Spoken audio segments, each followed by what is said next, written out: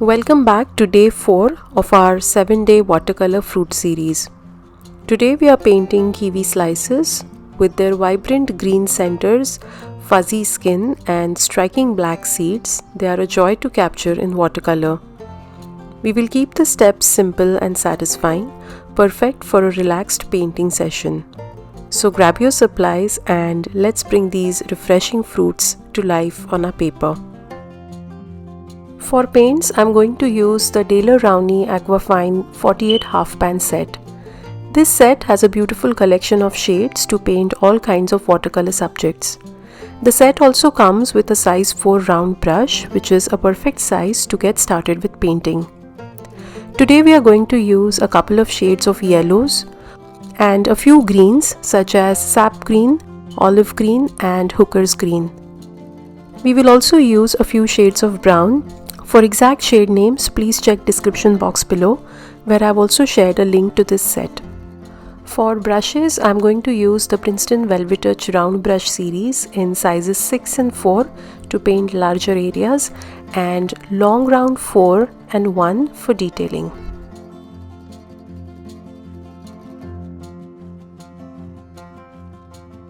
For mixing paints, I'm going to use some ceramic palettes that I have handy with me, but you can also use the mixing tray of your palette. For paper, I'm going to use the Canson XL watercolor paper, which is 140 pounds and it is in the size 9 by 12. I have cut down these sheets into smaller sizes to use them for painting the fruits. The paper has a beautiful texture and I absolutely love it for layering and wet on wet watercolor techniques. To clean my brushes, I'm going to use a tissue paper or a kitchen towel. We are also going to need 2 cups of clean water to rinse our brushes and to apply layers of clean water wherever we are going to do some wet on wet techniques. We are also going to need a pencil and an eraser for sketching purposes, and a masking tape if you're using a loose sheet of paper like me to tape down your paper and hold it firmly, but this is completely optional. Let's begin with a simple pencil sketch. I'm keeping the shapes loose and rounded, nothing too precise. You can pause here if you would like to sketch it out before we start painting. I'm going to lighten my pencil marks before I begin coloring. Let's begin by mixing some colors ahead of time. I'm going to mix some sap green and to it I'm going to add almost equal amount of lemon yellow to get a fresher looking green. I'm going to keep the paint runny and flowing. Next, I'm going to mix an extremely light wash of lemon yellow to which I'm going to add a hint or a drop of green to get a soft lemony green. So these are the 2 shades that we will use to paint the initial washes of all the kiwi slices.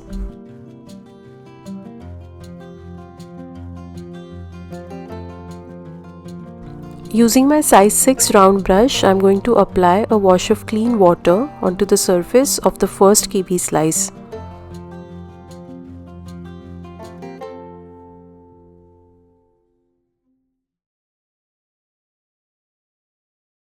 And then I'm going to load my brush with the lemony yellow light wash and apply it gently onto the surface of the first slice and allow it to blend on the wet surface. While applying this wash, make sure to keep the center portion slightly lighter than the area around it. Kiwis are light colored in the very core of the fruit, so let's try to capture that in our illustration.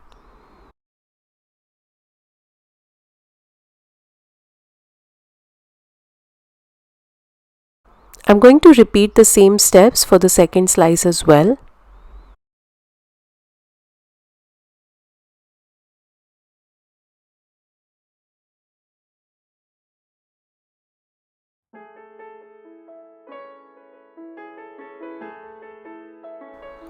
Once the initial washes are in place, apply a layer of the same wash once again on the outer ring portion of both the slices. Blend everything nicely. Take your own sweet time to build the layers.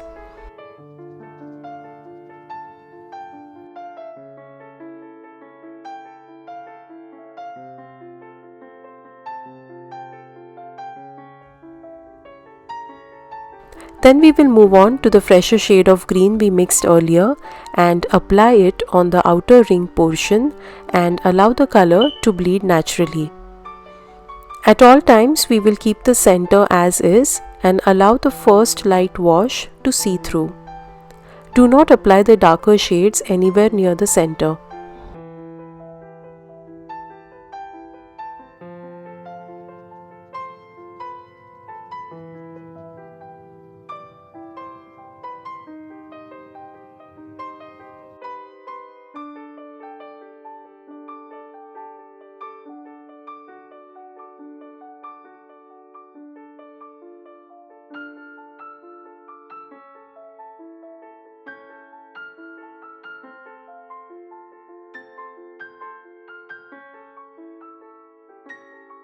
Next, I'm going to take just a bit of sap green onto my brush and dab it gently along the sides of the kiwi slices. The darker green will softly blend into the previous light layers.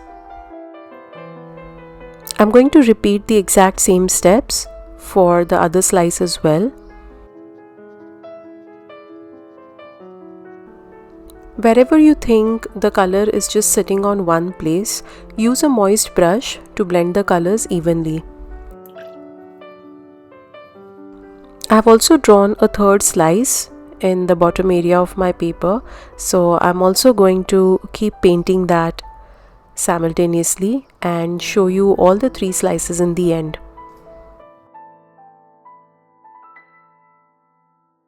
And then comes the fun part, to add in the texture on the surface of all the slices.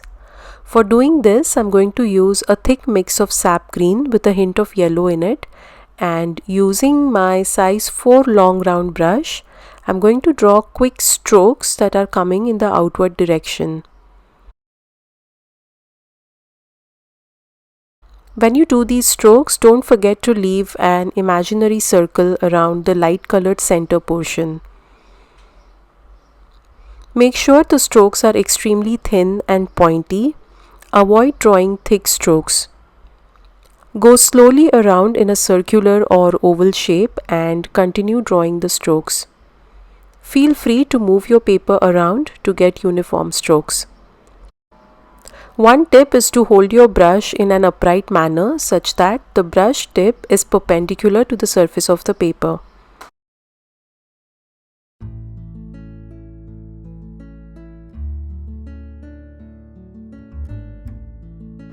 Repeat the same steps for the rest of the slices if you are painting multiple slices like me.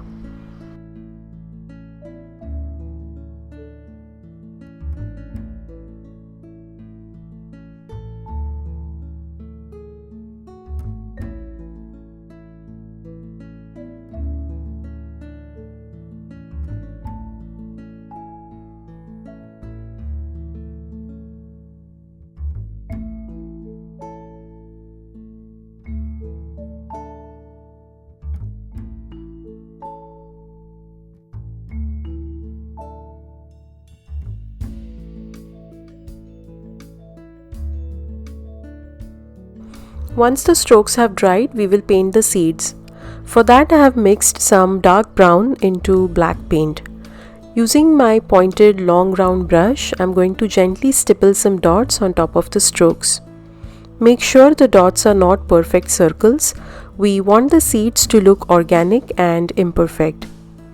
Again, make sure to leave the center portion of the kiwi and slowly go around it.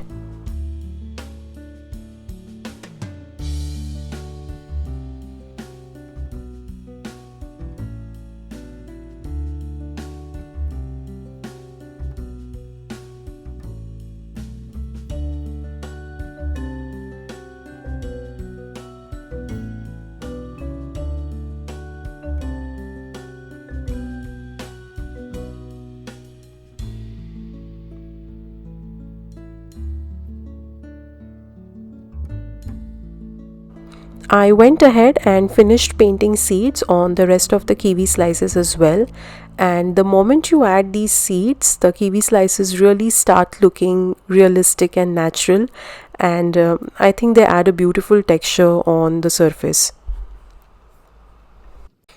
Now let's come to painting the brown skin of the kiwis. For that I'm mixing some raw umber and a bit of black to get a slightly darker mix of brown that is not very deep and saturated. Then wet the surface of the outer skin with clean water and drop in the same brown color and allow it to spread.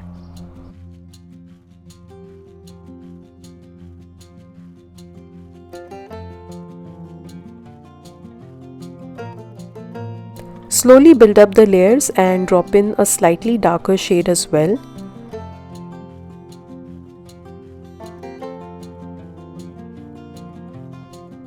Keep blending everything gently with small brush strokes and dabs.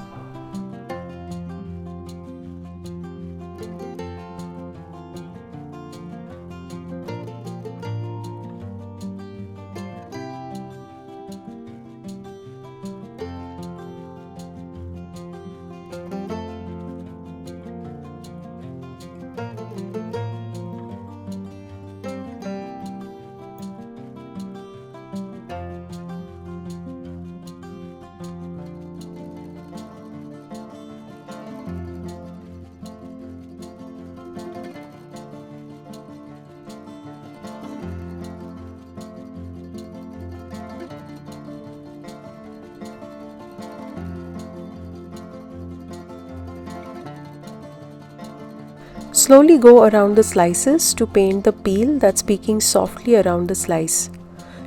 To do this, I'm using the pointed tip of my size 4 long round brush.